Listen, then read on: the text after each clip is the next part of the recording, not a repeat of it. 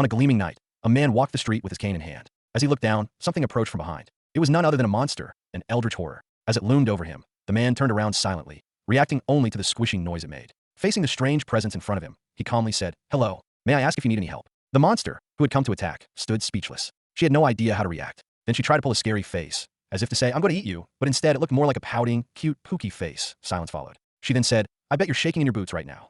The man replied, "Ah, is it Halloween already?" She blinked. "You're kidding, right?" "Sorry, I didn't bring any candles with me," he said, then reached into his pocket. "Also, can you tell me the time?"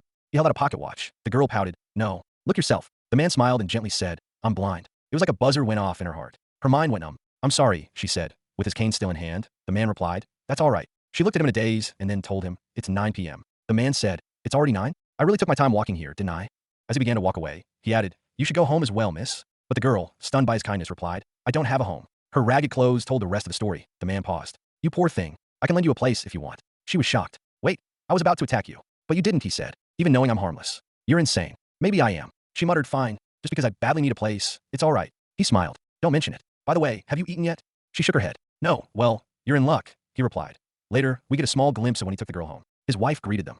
Come on in. He called out, "Honey, I'm home. This girl needs a place to stay." The scene shifted to her sitting alone in a cozy room inside the man's house. She thought to herself, after meeting that man, I think I'll be stuck here for a while. But it's not like I'm complaining. I do need a place to stay. After all, by morning, the man's wife had prepared breakfast and brought it to the table. "Here you go, sweetie," she said with a smile.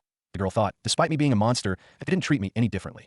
The wife served the man too. He said, "Thank you very much, honey." It was bacon and eggs for breakfast. Once done, the girl washed her own utensils and dishes. The woman asked, "What are you going to do now? Are you going to look for your parents?" "I don't even know if they exist," the girl replied. The woman looked saddened. "I'm sorry.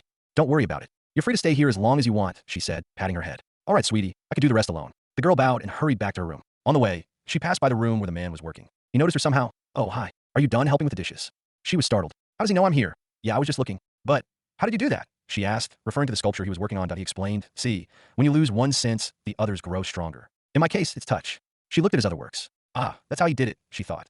The man then asked, "Say, do you have any hobbies?" "No, I haven't really tried anything," she replied. Asterisk, "I was just trying to survive out there. No time for hobbies." Asterisk, "Okay. Take a look around. You might find something you like." She scanned the room and spotted an old thread loom. "How about that loom over there?" she asked, pointing at it. Just then, a mosquito landed on her finger. The eldritch within her activated its eyes, ready to strike. But before she could act, something ripped the mosquito apart. She stood in shock. What just happened? It was him. The old man. He smiled awkwardly. "Sorry, I accidentally hit myself." She was stunned. Behind her was a dent in the wall. Then he noticed something dripping, her blood. The mosquito bite had hurt her. He panicked. "Oh my God, I'm so sorry. Are you all right?" After bandaging her up, his wife scolded him. "Be more careful." He bowed his head. "Sorry." Meanwhile, the little eldritch girl was getting bored. She asked, "Mom, can I go outside?" "No," her mom said. "There've been monster attacks.